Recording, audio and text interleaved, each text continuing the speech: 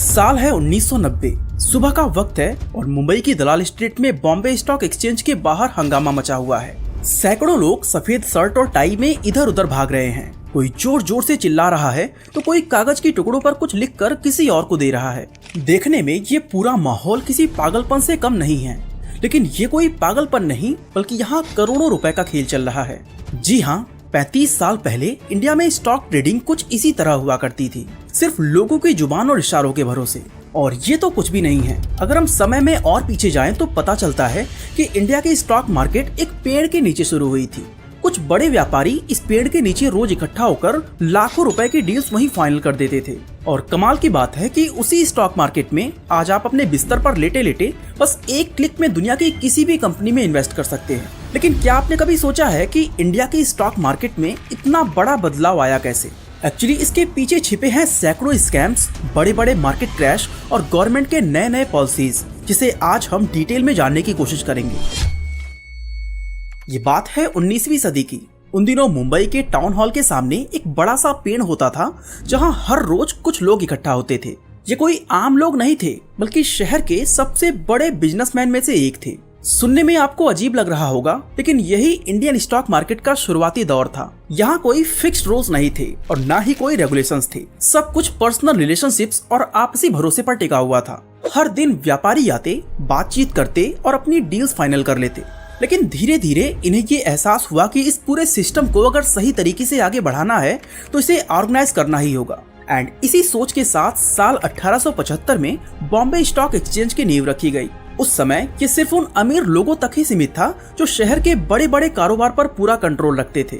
साथ ही उस वक्त की ट्रेडिंग भी आज की तरह नहीं थी, बल्कि हर सौदा मैनुअली तय होता था। जहां शेयर खरीदने पर इन्वेस्टर को एक फिजिकल शेयर सर्टिफिकेट दिया जाता था। इस वजह से सेटलमेंट प्रोसेस बहुत लंबा होता था, इतना कि एक ट्रेड पूरा होने में कई दिन लग जाते थे। और दूसरी दिक्कत ये थी कि फिजिकल सर्टिफिकेट संभालना भी एक बहुत बड़ा टेंशन था, क्योंकि इनके चोरी होने या खो जाने का खतरा रहता था। इसी तरह भारत में एक और सिस्टम चला करता था जिसे हुंडी सिस्टम कहा जाता है।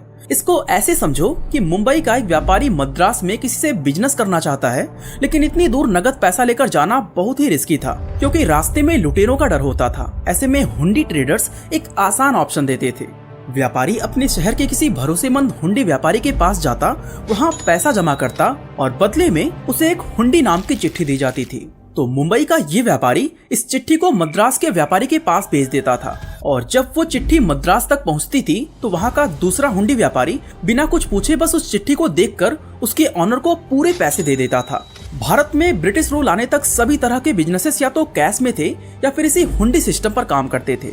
लेकिन जैसे जैसे विदेशी व्यापार बढ़ा, बड़े लेन देन के लिए अब बैंक और फाइनेंस से जुड़ी कंपनियों की जरूरत महसूस होने लगी। और इसी वजह से अंग्रेज सरकार ने बैंक ऑफ हिंदुस्तान की शुरुआत की, जो भारत का पहला बैंक माना जाता है। और इसके बाद बैंक ऑफ कलकत्ता खोला गया, जो आगे चलकर स्टेट बैंक ऑफ इंडिया बना। लेकिन उस वक्त इन बैंकों का असली काम ब्रिटिश कंपनीज को सपोर्ट देना था, ताकि वो आसानी से भारत में अपना बिजनेस को बढ़ा सके, क्योंकि ये पूरा सिस्टम अंग्रेजों के कब्जे में था। 1947 में जब भारत आजाद हुआ तो अब सरकार के सामने एक नया चैलेंज था, मार्केट को रीऑर्गेनाइज करना, जिसके लिए सोशलिस्ट इकोनॉमिक मॉडल को अपनाया गया, जहां गवर्नमेंट का इकोनॉमी पर पूरा कंट्रोल होता है। इसमें ज्यादातर इंडस्ट्रीज और बैंकिंग सरकार के हाथ में होते हैं, ताकि रिसोर्सेज का सही तरीके से इस्तेमाल हो सके और इनइक्वालिटी यानी ज्यादा अमीर और गरीब का फर्क ना बढ़ पाए। आजादी के तुरंत बाद 1947 में ही कैपिटल इशूज कंट्रोल एक्ट लागू किया गया, जिसके तहत अगर कोई भी कंपनी नए शेयर्स जारी करना चाहती थी तो उसे अब सरकार से परमिशन लेनी पड़ती थी, जबकि पहले कंपनी सीधे पब्लिक से पैसा जुटा सकती थी। असल में सरकार को डर था कि अगर स्टॉक मार्केट पर कोई कड़ा नियम ना हुआ तो लोग इसमें सट्टेबाजी करने लगेंगे और इससे धोखाधड़ी बढ़ जाएगी। लेकिन इसका नेगेटिव इम्पैक्ट ये हुआ कि अब कंपनीज को हर चीज के लिए गवर्नमेंट से क्लियरेंस लेना पड़ता था, जिससे पूरा प्रोसेस काफी ज्यादा कॉम्प्लिकेटेड हो गया। इसका नतीजा ये हुआ कि कई बिजनेसेस जो तेजी से ग्रो कर रहे थे, गवर्नमेंट अप्रूवल्स और पाबंदियों की वजह से वो आगे ही नहीं बढ़ पाए। इतना ही नहीं, 1973 में Indian government foreign exchange regulation act लेकर आई, जिसने फॉरेन इन्वेस्टमेंट पर और भी कड़ा कंट्रोल लगा दिया। सरकार की सोच थी कि इंडियन इकोनॉमी को विदेशी कंपनीज के दखल से बचाया जाए, लेकिन इस रेगुलेशन का एक बड़ा नुकसान ये हुआ कि अब भारत में फॉरेन कैपिटल आना बंद हो गया। फिर आया साल 1991 का वक्त, जब भारत एक ऐसे मोड़ पर खड़ा था जहां देश की पूरी इकोनॉमी डगमगा रही थी। सरकारी खजाना लगभग खाली हो चुका था और इंटरनेशनल डेट हद से ज्यादा बढ़ चुके थे। हालात इतने खराब थे कि भारत को मजबूरी में अपना 67 टन गोल्ड रिजर्व गिरवी रखना पड़ा ताकि कुछ पैसे जुटाकर देश को बैंकक्रप्ट होने से बचाया जा सके। ऐसे में उस समय के prime minister PV Narasimha Rao और finance minister doctor Manmohan Singh ने इंडियन इकोनॉमी को लिबरलाइज करने का अनाउंसमेंट कर डाला। लिबरलाइजेशन का मतलब था कि अब इंडिया की इकोनॉमी को ग्लोबल मार्केट के लिए खोल दिया जाएगा। ये एक ऐसा ऐतिहासिक फैसला था जिसने इंडियन स्टॉक मार्केट को पूरी तरह बदल कर रख दिया और इसी वजह से 1991 के बाद से सेंसेक्स में लगातार ग्रोथ देखने को मिली। इसी बीच इंडियन स्टॉक मार्केट में एक और बड़ा बदलाव हुआ जो था नेशनल स्टॉक एक्सचेंज को शुरू किया जाना। बीएसई की सबसे बड़ी प्रॉब्लम ये थी कि यहाँ ट्रेडिंग अभी भी पुराने तरीके से होती थी, जहाँ ब्रोकर्स एक बड़े ट्रेडिंग फ्लोर पर खड़े होकर चिल्ला कर हाथ के इशारों से बिड लगाते थे। लेकिन एनएसई ने इस पूरे सिस्टम को बदल कर रख दिया। ये इंडिया का पहला कंप्लीटली इलेक्ट्रॉनिक प्लेटफॉर्म बना। कुल मिलाकर 1991 के लिबरलाइजेशन के बाद इंडियन स्टॉक मार्केट पूरी तरह बदल गया। इस बदलते माहौल और बढ़ती अवसरों के बीच साल 2016 में फ्लिपकार्ट के अंदर प्रोडक्ट मैनेजर के रूप में काम कर रहे ललित केशरे इन्वेस्टिंग को इजी बनाने का एक अलग ही सपना देख रहे थे और इसके लिए उन्होंने अपनी नौकरी छोड़ने का फैसला कर लिया था। उन्होंने अपने इस छोटे से बिजनेस आइडिया को अपने 3 पार्टनर्स हर्ष जैन, नीरज सिंह और ईशान बंसल के साथ शेयर किया, जो उनके साथ फ्लिपकार्ट में ही काम कर रहे थे। और इन सभी को ये आइडिया इतना पसंद आया कि उन्होंने बिना कुछ सोचे अपनी नौकरियां छोड़ दी और एक छोटी सी फिनटेक कंपनी शुरू कर दी। आज वही 4 लोग ग्रो नाम के फिनटेक स्टार्टअप के मालिक हैं, जो आज इंडिया का सबसे बड़ा स्टॉक ब्रोकिंग प्लेटफॉर्म बन चुका है। ललित ने आईआईटी बॉम्बे से इलेक्ट्रिकल इंजीनियरिंग की पढ़ाई की थी, जहां फ्लिपकार्ट में काम करते वक्त उन्होंने देखा कि पहले सिर्फ बड़े शहर जैसे हैदराबाद और बैंगलोर के लोग ही ऑनलाइन शॉपिंग कर पाते थे, लेकिन फ्लिपकार्ट ने लॉजिस्टिक्स के प्रॉब्लम को ऐसा सॉल्व किया कि वो छोटे शहरों और गाँव तक अपनी पहुँच बना ली। एंड यहीं से ललित को पता चला कि भविष्य में सारे बिजनेसेस इंटरनेट पर बेस्ड होंगे, जहां वो भी इस रिवॉल्यूशन का हिस्सा बनना चाहते थे। लेकिन सवाल ये उठता है कि ग्रो ही क्यों? इसका सबसे पहला कारण था कि वो कॉलेज के दिनों से ही स्टॉक मार्केट में इन्वेस्ट कर रहे थे, इसलिए उन्हें इसकी अच्छी समझ थी। दूसरा, इंडिया में 140 करोड़ लोग रहते हैं और इनमें से 20 करोड़ के पास अपनी जरूरतें पूरी करने के बाद भी एक्स्ट्रा सेविंग्स बच जाती हैं। लेकिन इनमें से सिर्फ 2 करोड़ लोग ही स्टॉक मार्केट या म्यूचुअल फंड्स में इन्वेस्ट करते थे। तभी 2016 में जियो आया और लोगों को फ्री इंटरनेट मिलने लग गया। ललित को लगा कि यही परफेक्ट टाइम है एक इन्वेस्टिंग प्लेटफॉर्म लॉन्च करने का और इस तरह 2017 में ग्रो ऐप को लॉन्च किया गया। इनका पहले महीने में केवल 100 कस्टमर्स का टारगेट था, लेकिन इस ऐप को 600 यूजर्स ने डाउनलोड भी किया और म्यूचुअल फंड्स में इन्वेस्ट भी किया। इसके पीछे सबसे बड़ा रीजन था इनका कस्टमर फर्स्ट अप्रोच। जैसे कि पहले केवल रेगुलर म्यूचुअल फंड्स अवेलेबल थे, लेकिन कस्टमर्स ने डायरेक्ट म्यूचुअल फंड्स की मांग की, क्योंकि डायरेक्ट फंड्स में कमीशन 0 होती है, जिससे इन्वेस्टर्स को ज्यादा प्रॉफिट होता है। ग्रो ने अपने रेवेन्यू को इग्नोर करके डायरेक्ट म्यूचुअल फंड्स लॉन्च कर दिए। इससे ग्रो जैसे प्लेटफॉर्म को वर्ड ऑफ माउथ से प्रमोट किया जाने लगा। इसका बेस्ट एग्जांपल ये है कि उस वक्त ये इंडिया का 41st म्यूचुअल फंड ऐप था, लेकिन कुछ ही सालों में ये इंडिया का नंबर 1 म्यूचुअल फंड ऐप बन गया। अब इन्होंने इसकी शुरुआत तो म्यूचुअल फंड से की थी, लेकिन धीरे धीरे ये अपने फाइनेंशियल सर्विसेज को एक्सपैंड करते गए, जैसे कि equity, futures and options, ETF, और आज ये एक full fleshed financial services company बन चुका है।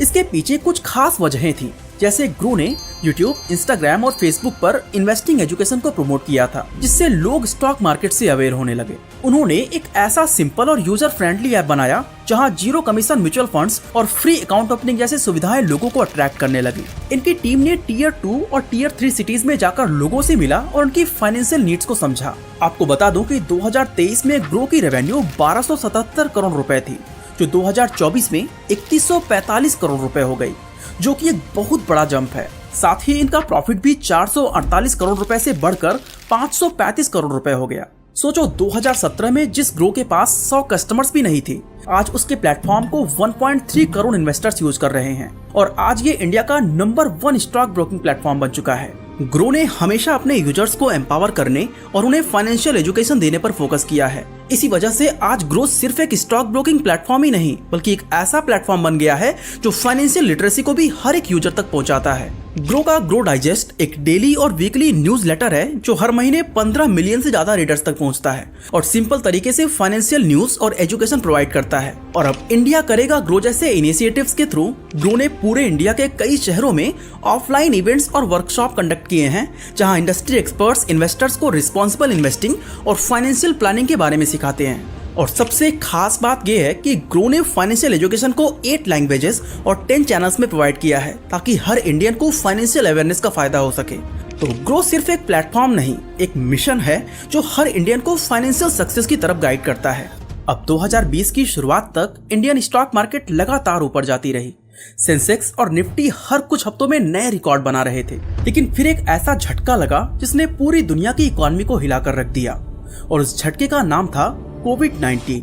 इन्वेस्टर्स में डर फैल गया, कंपनीज के प्रॉफिट्स घटने लगे और दुनिया भर की मार्केट डूबने लग गई। भारत भी इसका शिकार हुआ और बड़े बड़े इन्वेस्टर्स ने एक साथ सेलिंग शुरू कर दी और पैनिक के चलते शेयरों की कीमत लगातार गिरती चली गई। 23 मार्च 2020 को सेंसेक्स 3,935 पॉइंट्स नीचे चला गया था, जो इंडियन स्टॉक मार्केट के इतिहास का सबसे बड़ा क्रैश था। हर कोई इसे 2008 के ग्लोबल फाइनेंशियल क्राइसिस से भी बड़ा मान रहा था। लोगों को लग रहा था कि इस बार रिकवरी में कम से कम 5 साल लग जाएंगे, लेकिन हुआ कुछ ऐसा जो किसी ने सपने में भी नहीं सोचा था। जितना बड़ा ये क्रैश था, उससे 10 गुना तेजी से इंडियन मार्केट ने रिकवरी कर दिखाई। मार्च के एंड तक सेंसेक्स 25,000 के करीब था, लेकिन सिर्फ 9 महीनों में ये 50,000 के पार चला गया।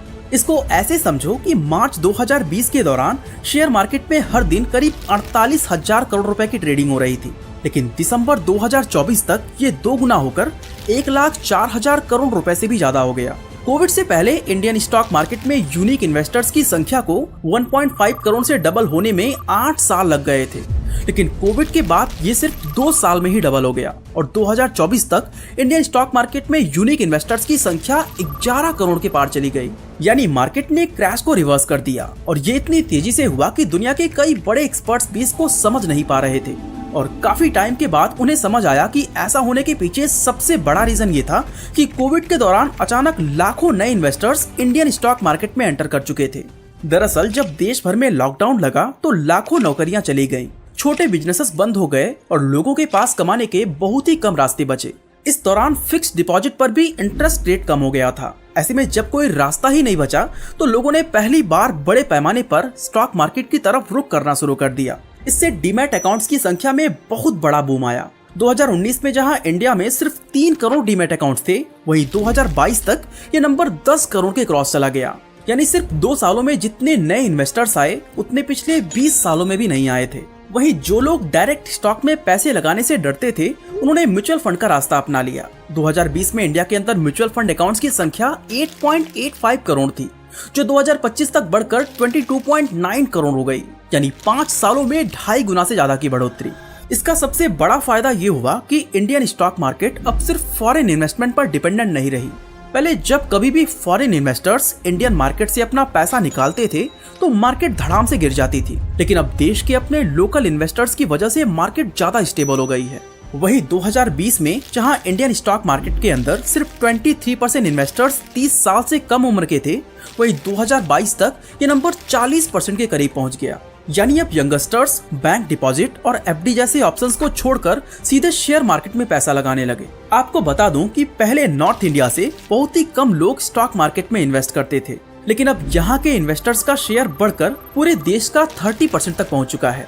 इस तरह 2024 तक सेंसेक्स और निफ्टी लगातार रिकॉर्ड बना रहे थे और ऐसा लग रहा था कि अब इंडियन स्टॉक मार्केट ऐसे ही बढ़ती जाएगी, लेकिन इसके बाद इसमें ऐसी गिरावट आई जैसा किसी ने सोचा भी नहीं था।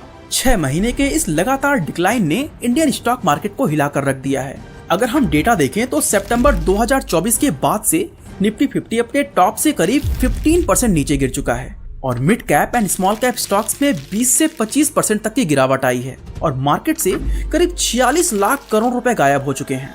500 करोड़ से ज्यादा वैल्यू वाली करीब 4000 कंपनीज में से 412 कंपनीज रेड जोन में हैं और इनमें से 19 कंपनीज ने अपने वैल्यूएशन का 50% से ज्यादा हिस्सा खो दिया है। म्यूचुअल फंड से पैसे निकालने में इन्वेस्टर्स ने रिकॉर्ड तोड़ दिया है, जहां जनवरी 2025 में ही 61 लाख SIP अकाउंट बंद हुए हैं। ऐसे में अब सवाल ये उठता है कि जब सब कुछ अच्छा चल रहा था तो फिर सितंबर 2024 के बाद से मार्केट अचानक नीचे जाने क्यों शुरू हो गई।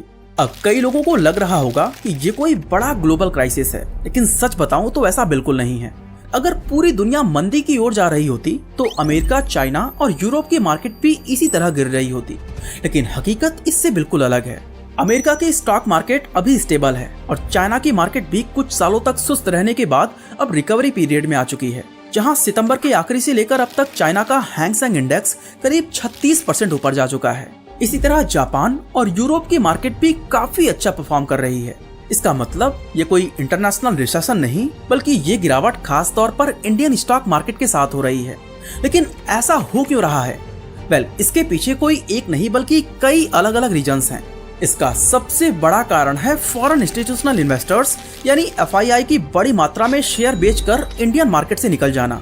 सिर्फ फरवरी 2025 में ही FII ने 34,574 करोड़ रुपए निकाल लिए थे, जबकि जनवरी में 87,000 करोड़ रुपए निकाले। इस तरह पिछले 6 महीनों में करीब 3 लाख करोड़ रुपए से ज्यादा इंडियन मार्केट से बाहर जा चुके हैं।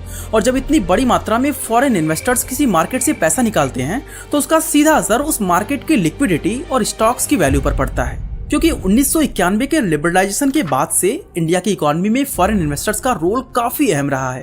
हालांकि 2019 के बाद इंडियन रिटेल इन्वेस्टर्स की एंट्री बढ़ने से FIIs का इम्पैक्ट कुछ हद तक कम जरूर हुआ है, लेकिन खत्म नहीं हुआ है। अब सवाल उठता है कि फॉरेन इन्वेस्टर्स अचानक से इंडियन मार्केट से पैसा निकाल क्यों रहे हैं? दोस्तों, इसके पीछे सबसे बड़ा कारण है चाइना। चाइना की स्टॉक मार्केट पिछले कुछ सालों से बुरी तरह गिरी हुई थी और इस दौरान इंडियन स्टॉक मार्केट अपने ऑल टाइम हाई पर थी। यानी यहाँ से पैसे निकालकर दूसरी जगह इन्वेस्ट करने का ये सबसे अच्छा मौका था। ऐसे में जब चाइना की मार्केट से रिकवरी के सिग्नल मिले तो फॉरेन इन्वेस्टर्स ने इंडिया से पैसे निकालकर चाइना में लगाना शुरू कर दिया। वैसे इंडियन मार्केट के डाउनफॉल का ये इकलौता रीजन नहीं है, बल्कि इसके पीछे और भी कई कारण हैं। इसमें दूसरा फैक्टर है इंडिया की बड़ी कॉर्पोरेट्स कंपनियों की अर्निंग उम्मीद के मुताबिक ना आना। असल में जब कोई कंपनी ज्यादा प्रॉफिट कमाती है तो उनके शेयर की कीमतें बढ़ने लगती हैं। लेकिन पिछले कुछ महीनों से इंडिया के कॉर्पोरेट्स ने ऐसे रिजल्ट दिए हैं जो इन्वेस्टर्स की उम्मीदों पर खरे नहीं उतरे। फॉर एग्जाम्पल, खराब परफॉर्मेंस के चलते नवंबर 2024 में अदानी ग्रुप की कंपनियों के शेयर्स में भारी गिरावट देखी गई, जिससे उनकी मार्केट वैल्यू लगभग 27 बिलियन डॉलर्स तक कम हो गई। इसी तरह डाबर इंडिया ने अपने क्वार्टर रिजल्ट में लगभग 18% की गिरावट देखी। इससे पूरे मार्केट में नेगेटिव सेंटीमेंट बन गया। इसके अलावा इंडियन मार्केट के डाउनफॉल की तीसरी बड़ी वजह है रुपए की लगातार गिरती वैल्यू। असल में डॉलर के मुकाबले रुपया कमजोर हो रहा है। इस वक्त भारतीय रुपया अमेरिकी डॉलर के मुकाबले 87 के लेवल पर ट्रेड कर रहा है, जो अब तक का सबसे निचला स्तर है। आपको बता दूं कि रुपए की इस गिरावट से फॉरेन इन्वेस्टर्स को नुकसान होता है, क्योंकि जब वो अपने इन्वेस्टमेंट को रुपए से डॉलर में कन्वर्ट करते हैं तो उनकी वैल्यू कम हो जाती है। तो ये थी इंडियन स्टॉक मार्केट की अब तक की पूरी कहानी, जो एक पेड़ के नीचे शुरू हुई थी और आज दुनिया की सबसे बड़ी स्टॉक मार्केट में से एक बन गई। बाकी दोस्तों, इसी तरह अगर आप जानना चाहते हैं कि Rakesh Jhunjhunwala Indian stock market के बादशाह कैसे बने, तो आई बटन पे क्लिक करके इस वीडियो को देख सकते हैं। बाकी आज के लिए बस इतना ही।